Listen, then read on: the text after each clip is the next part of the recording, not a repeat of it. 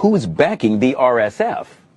What we saw recently is something that has got a long history. I mean, the country since inception in 1956 has gone through wars, and there was no any form of stability whatsoever.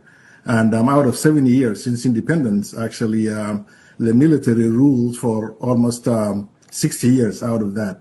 And so we have wars, and then the situation has also aggravated by the fact that we have Muslim Brotherhood rule the country for 30 years and wreaked havoc on the country, and all the things culminated into what we are here today, actually. And the other thing is, we had a revolution renowned worldwide that has a plan to really have a civilian government installed in the country, and there was an agreement between the civilians and the military to rule for 36 months.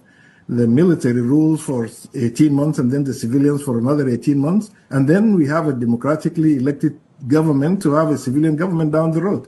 And after 18 months, the military refused to hand power and negated on the agreement.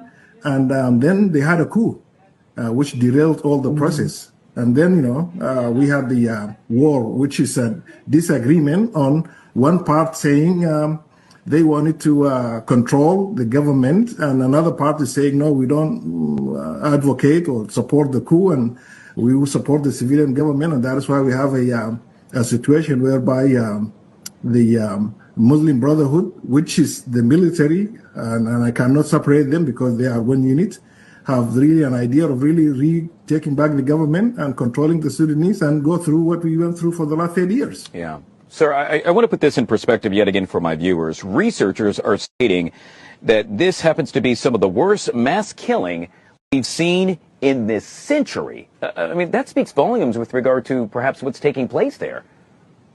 Well, unfortunately, we have a situation whereby there is war all over the country. And let us also not forget that what we saw today is not new, because for the last 30 years, the country had wars. And in fact, 3 million people died in the wars between North and South Sudan. And this is also a culmination of what happened. And so the whole thing was just perpetual problem. Yes, I agree with you that there is a lot of displacement. There is killing. There is refugees all over the world. And we have almost 14 million IDPs. And then we have 4 million refugees overseas.